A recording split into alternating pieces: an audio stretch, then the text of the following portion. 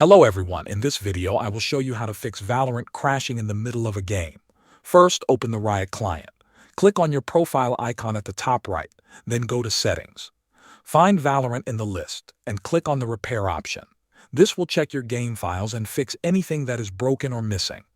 Next, make sure your graphics drivers are fully updated. If you are using an NVIDIA card, open the NVIDIA app and install the latest driver. If you are using AMD, open Radeon software. For Intel users, use the Intel driver tool. Old drivers can cause crashes, so this step is important. Now, find the file named the Valorant EX file.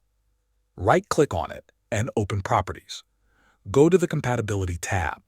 Turn on Run this program as an administrator. Also, check Disable Full Screen Optimizations. Click Apply and then OK. After that, close apps running in the background. Right-click on the taskbar and open Task Manager. Look for apps using a lot of memory or CPU, like browsers or recording software.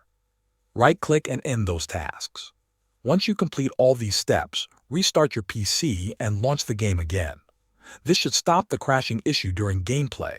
Thanks for watching.